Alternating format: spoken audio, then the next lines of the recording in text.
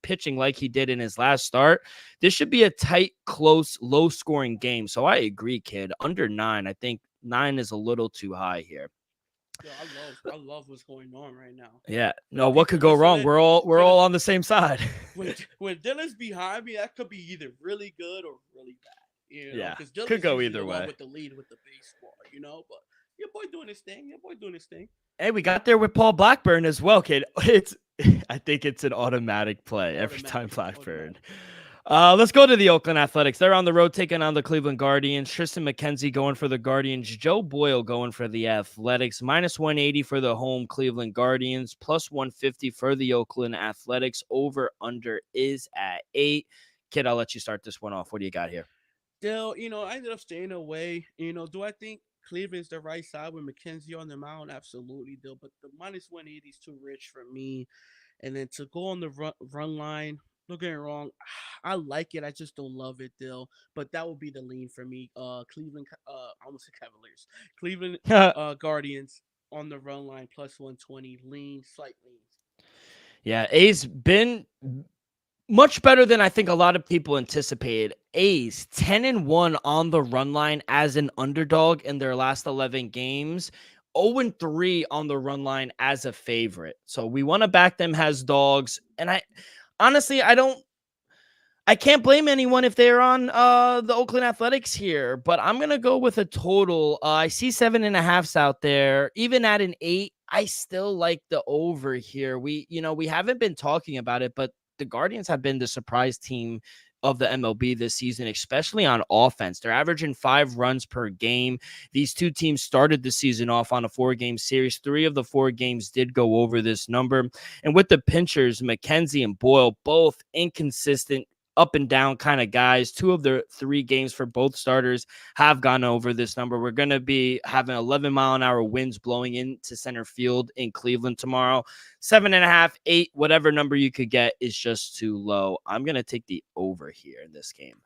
Let's go out to Atlanta. Braves hosting the Texas Rangers. Chris Sale going for the Braves. Andrew Heaney going for the Texas Rangers. Minus 205 for the Braves. Plus 170 for the Rangers. Over under is at 9.5. I can't take the Braves at this number, kid. I mean, over a $2 favorite for Chris Sale. It just shocking. Doesn't happen. It's shocking. I was comfortable taking the Rangers at a plus 150, plus 170. Give me the Rangers here. Chris Sale hasn't looked good to start the season. 4+ hits in each start, 2+ runs in every start. He's given up the long ball as well. And Rangers have been doing a good job scoring first lately. They got ahead on Thursday for Jack Leiter in his debut. And Andrew Heaney is a solid pitcher. He's kind of up and down a little bit, but I do think he'll be able to limit the Braves' bats a little bit. So first 5 plus a half, I like, but plus 170, too big of odds. Give me the Rangers here. Yeah, Doug, gotta lean with the Rangers. As a Red Sox fan, Chris Sale could be disappointing at times. I understand why a $2 favor. Braves offense is just one of the best in the baseball, so I could see why. But Dill, I think the heavy lean got to be the Texas Rangers on the money line and sprinkle something first 5 as well, like you said. All right, let's go to the next game, and it is the Kansas City Royals hosting the Baltimore Orioles. Dean Kramer going on the mound, Alex Marsh going for the Royals. Orioles minus 142 favorites on the road, plus 120 for the Royals. Over under is at 9. Another total for me. I took the opening line of 8.5 over. It's up to 9 now. I still like the over. I think it should be around 9.5, almost 10. But the Orioles have been an over team these past 2 weeks. 7 of their last 8 games have gone over the number. It's either they're putting up 7+ runs or they're giving up 7+ runs. It's either one with the Orioles. But with the way Dean Kramer has looked in his last outing, I think we could get hit pretty well here. And minus 140 seems a bit of a stretch. Plus 120 is a nice number for a home puppy. Alex Marsh, he's given up 3+ runs in his last 2 starts. 2 pitchers. I wouldn't mind people taking the Royals as a dog. I do think the Orioles are a little heavy favorite right now. but I like the over. I think we see a lot of runs in this game. What do you got here, kid? This was just a total stay away for me. Definitely one of the better games on the board for tomorrow, Dill. But I lean Baltimore on the road. Like you said, Kansas City just been so surprising. To me, they definitely worth a sprinkle, live dogs. But I'm going to just lean the O's on the road. All right, let's go to the next game. We'll go out to Minnesota. Twins hosting the Detroit Tigers. Twins minus 148 on the money line with Joe Ryan on the mound. Jack Flaherty going for the Tigers plus 124 on the road. Over under is at 8. This one was a tough one to look at. I feel like the total and the sides are kind of spot on. If anything, lean over. It will be a windy day in Minnesota. It just worries me that it's cold and the ball kind of dies when it's cold out. 14-mile-an-hour winds blowing into center field, so that should help us a little bit. But, the way the Tigers have been pitching recently, I think the Twins will be able to get to Jack Flaherty, score some runs. Even though his last start was against his Twins team, he had 6 hits, 3 runs given up, and it was a close game. So, I do think both of these teams have been under teams to start this season, but I think tomorrow's going to be a little different. For the show, lean over, but nothing concrete here for this game. What do you got? And I wanted to take Detroit on the run line, Dill, but it's just too juice, at plus 1.5 on minus 170, Dill. Do I have the balls to lay the one plus 124 with the money line? I'll lean that way. I wish the run line was just a little bit favorable number for us, Dill. I think it's worth a sprinkle for Detroit on the money line, Dill. But if the run line comes down to like minus 150, best believe I'm gonna smash it. All right, and let's go to St. Louis. The Cardinals are hosting the Milwaukee Brewers. Freddie Peralta going for the Brewers. Kyle Gibson, kind of a journeyman, going for the Cardinals. Minus 118 for the Brewers. I see all the way up to a minus 130. Plus 110 for the Cardinals. Home dogs over under is at 8. This is my favorite play for Friday. Give me the Brewers on the money line. Minus 116, minus 130, whatever you're able to get.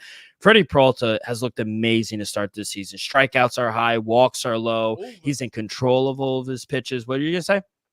I took his over pitching strikeouts for the season. Yeah, and I think you're on a good trajectory to hit that. You know why? Because he's been so good. He has 7+ strikeouts in all 3 starts. I would even look towards a strikeout prop for Freddie Peralta on Friday. Kyle Gibson, he's been the complete opposite. He gave up 7 runs at home to the Marlins last week. If the Marlins are scoring 7 runs off of you, just imagine what this Brewer team could do. This Brewer team doesn't have the best lineup or that kind of that one star in that lineup where you're kind of like, all right, we're going to like pitch away from him. But 1 through 9 are all tough outs. I'm not going to overthink this one. Give me the Brewers on the money line. Yeah, I couldn't say anything. I'm just going to go with you, Dill. I think you explained the game perfectly, Dill. With Freddie Peralta on the mound, he's just a much better pitcher. He's been on a tear to start the season. Like you said, the Brewers are just a much better team. I caught minus 116, and to be honest, there's a reason why the line right now is at minus 130. And come tomorrow, people, honestly, jump on the line now. It wouldn't shock me if it gets a little more juice on it. Yeah, I agree. So jump on it now if you like the Milwaukee Brewers. 4 games left. Let's go out to Colorado. The Rockies are hosting the Seattle Mariners. Emerson Hancock going for the Mariners. Dakota Hudson going for the Rockies. Seattle minus 130 favorites, plus 110 for the home dogs and the Rockies. Over under is at a high 11. Gonna go right back to a total here. Give me the over, kid. Overs at Coors Field this season, 3-3 on the season. And the games that did go over, they flew over.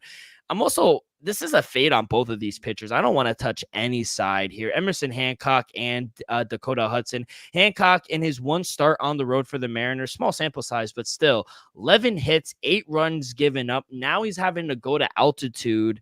Not a good spot for him. I think the Rockies can get at least 5 to 6 runs tomorrow. So maybe look towards a team total for them. And to be honest, Dakota Hudson hasn't been that much better either. The Rockies have lost every start he's made, 4+ hits in every start, 3+ runs given up in every start. Walks are an issue with him. And I do think walks are going to be an issue tomorrow. Mariners are a disciplined team at the plate, 7th in the league in walks. So maybe look towards a walk prop for Dakota Hudson at like around 1.5. But, this Mariners team, they are playing a little better. They just got off sweeping the Cincinnati Reds, coming into this series, swinging the bat well. two below average pitchers. I think we see a ton of runs. The total is high for a reason. Give me the over. What do you like Yeah, here? Dill. I ended up staying away just because the pitching matchup. I do lean Seattle on the road, Dill, but I understand they won three straight, but we saw how Seattle they were just the season started off the season slow, very inconsistent. I like what we saw against Cincinnati. Dill, can they still do that against Colorado? I believe so. Heavy lean minus 132 on the money line for Seattle. Yeah, it like Elvis said, like if you do like Seattle, which in all fairness, they should be the better team. I think this is a fair price on the money line at It's minus just the 130. pitching. The pitching Yeah. matchup scares me away. So I was like, you know Yeah. what? I think that's why we see the total. And obviously we always see high totals at Coors Field anyway. Let's go to a beautiful place. San Diego. The Padres are hosting the Toronto Blue Jays. Rodriguez is going for the Blue Jays. Matt Waldron going for the Padres. Minus 115 for the home Padres. Minus 105 for the Blue Jays. Over under is at 8.5. Blue Jays have been playing a little better. I'm not going to touch the total here. Slightly into the Padres here at home, even though the Padres have lost all of Waldron's starts. Look at the numbers. He hasn't been terrible. Just 5 runs given up in 14 and 1/3 inning. The Padres just couldn't give him any run support in any of the games. Both teams coming into this series winners of 6 of their last 10. I trust the lineup for the Padres much more than I do the Blue Jays. Blue Jays, they did just take 2 or 3 from the Yankees, but they've struggled on the road this season. It should be a close game. I'm going to take the lineup I trust a little more, which is the San Diego Padres. So I'll take the short number here with the Padres. Dill, finally opposite sides. Dill, give me the Hmm. Toronto Blue Jays plus minus 105 on the money line. Check what the line will be tomorrow, Dill. I just like you said, Toronto's been playing a little better as of late. Both teams 6 of 10, 6 out of the last 10. But with Rodriguez on the mound, Dill, I just feel like he's just a little better pitcher. Wardrow, like you say, he's been pitching well, but some reason San Diego's bats are just inconsistent. Even though they got the names, Xander, I miss him as a Red Sox fan. It's just they're not putting up the runs we expected them to. Toronto, the same as with Toronto, but I just like them a little more tomorrow. Give me Toronto as the short puppy minus 105 on the money line. A guy that you've really missed, Mookie Betts. And in the next game, LA Dodgers hosting the hottest team, the New York Mets. Sean Manaea going for the Mets. Yamamoto Day for the Dodgers. Over a $2 favorite. Are you high? Minus 205 for the Dodgers, plus 170 for the Amazons. Over under is at 8.5. The red hot Mets. It was a struggle the first week of the season, but they really turned things around. And I think it's all started with the pitching. And we're doing it without our ace and Kodai Senga. And that's refreshing for once. We have the best bullpen in the National League, best ERA, best starting ERA as starters. And we're doing it without Kodai Senga. We're still about a month or two away from him returning. We're about a month or two away from JD Martinez coming to the lineup. And the last 4 series that we've won have been all against really tough teams. No gimmies. Harrison Bader, he's been off to an amazing start. Best center fielder we've had since Juan Lagares. Nimmo looks good. Still waiting on Lindor to pick it up, but I think the Mets can be live here. Yamamoto hasn't looked good at all this season. He hasn't lived up to all the hype either. The Padres definitely have his number. He's 0-2 against the Padres. And at home, he's 0-2 this season. And against one of the hottest teams in baseball who have been grinding out and hitting the ball well. This just might be another bad spot for him. He doesn't go past the 5th inning. Maybe that's on purpose, but he's never gone past the 5th inning this season. So hopefully we get a decent price on first 5, but I'm going to take the Mets first 5 plus a half a run, and Mets plus 170 is an absolute steal. So I couldn't disagree with you. The Mets coming in red hot. Dodgers still looking good, but with Yamamoto on the mound, hasn't looked the best. That's what I'm gonna say. You know what, Dill? I'm gonna take the hottest team, the harder team. Let's go.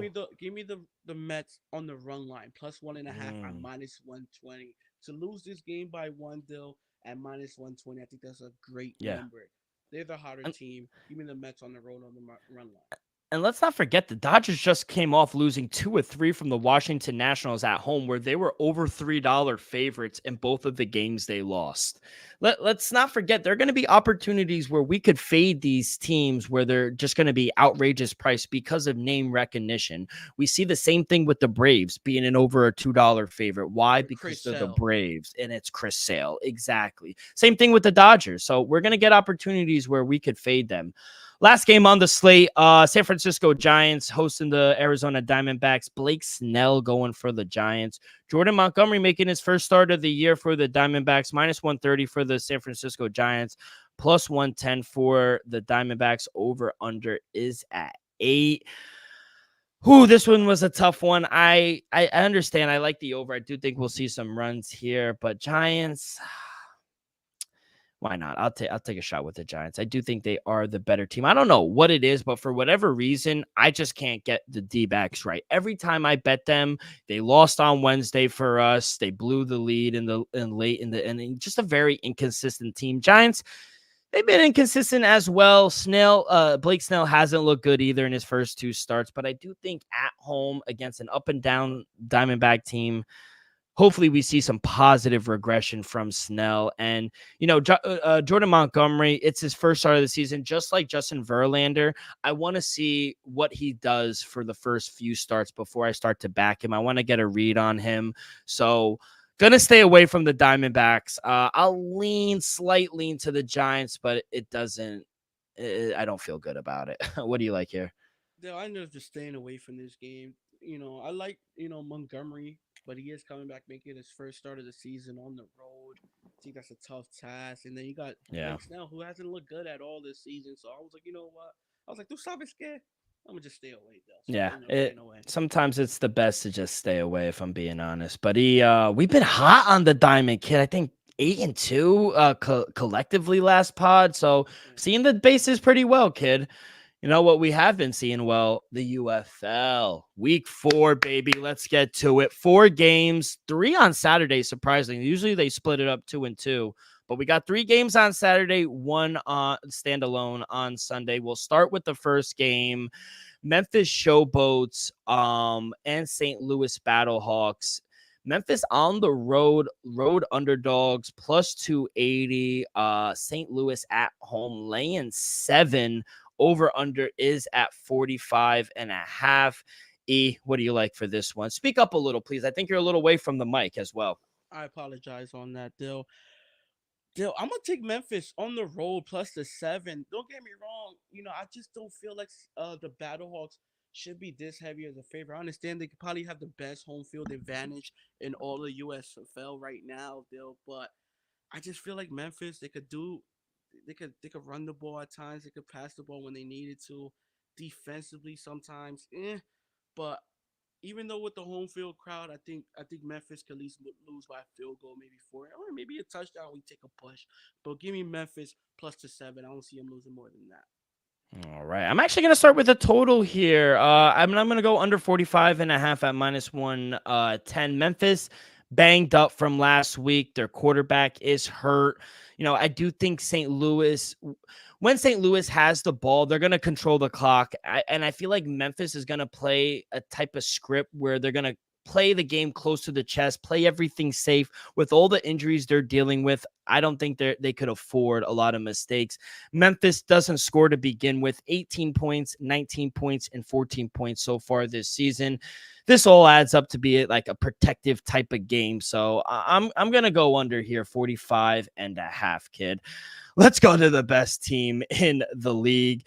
The Birmingham Stallions laying 9 at home against DC Defenders plus 9. Minus 410 on the money line, plus 310 for the Defenders. Over under is at 46.5.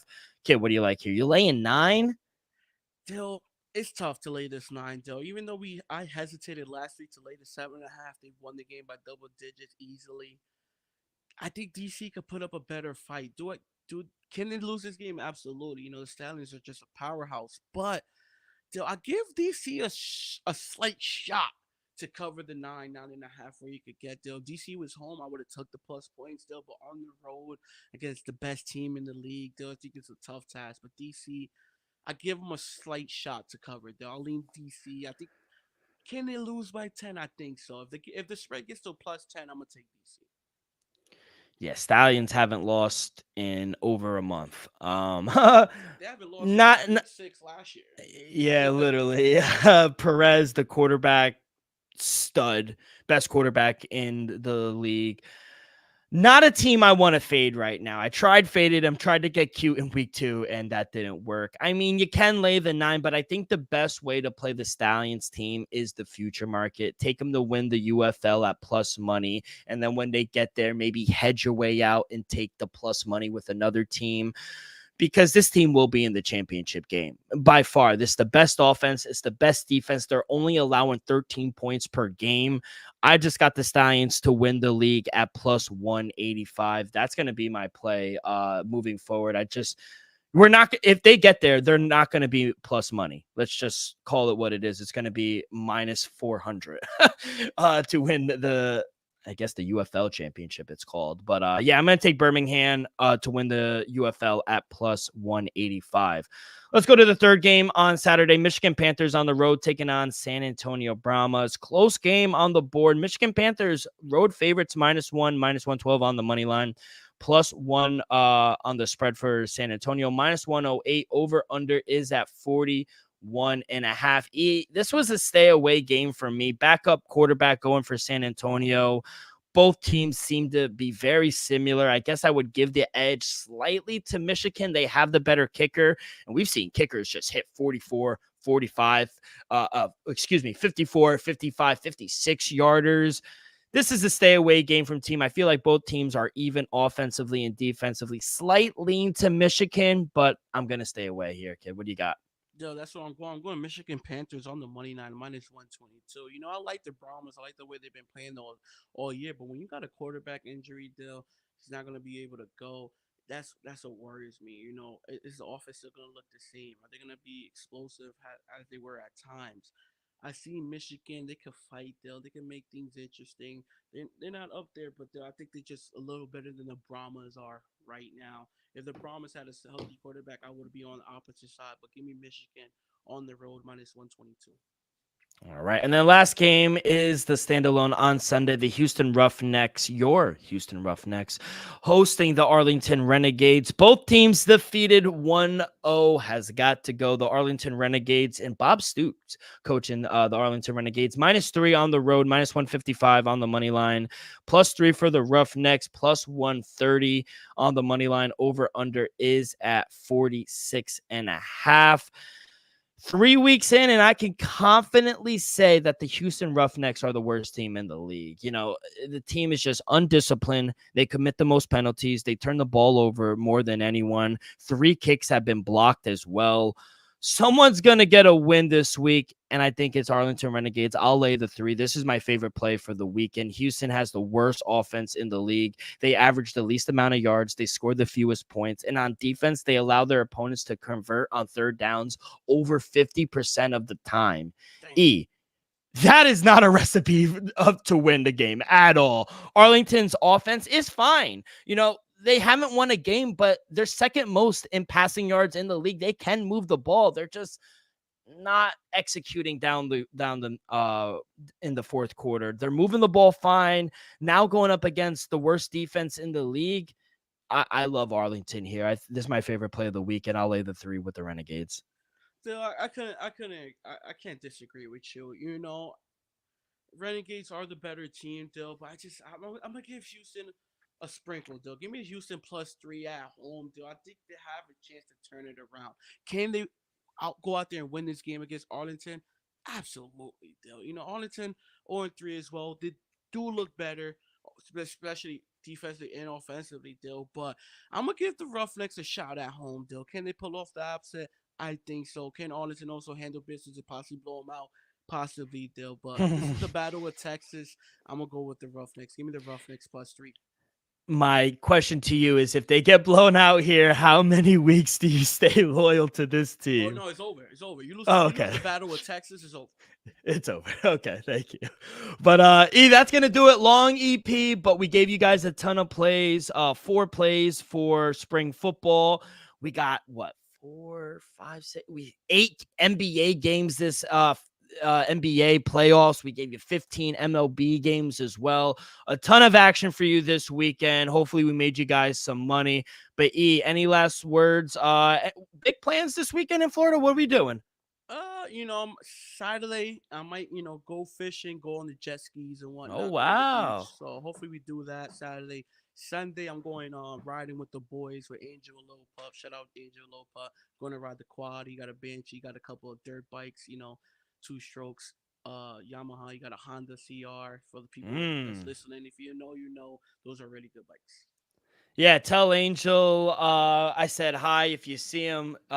Supporter of the Dream Wager as well. But have fun, be safe. That's gonna do it for this Friday edition of the Dream Wager. On behalf of our sponsor, Viva Tequila, Elvis, myself. Make sure you guys follow along on social media, Twitter and Instagram at the Dream Wager. You guys can find all of our episodes wherever you listen to podcasts, Apple Podcasts, Spotify, Stitcher. Subscribe to YouTube. It really helps the show grow tremendously. Hit that like button, rate, give us a review. Comment below who you'll be betting on this weekend as well. All that good stuff really helps the show grow tremendously. But be a friend, tell a friend. Everyone have a great weekend. Good luck on your wagers. Be safe, be well, and we will see you guys on Monday. Peace.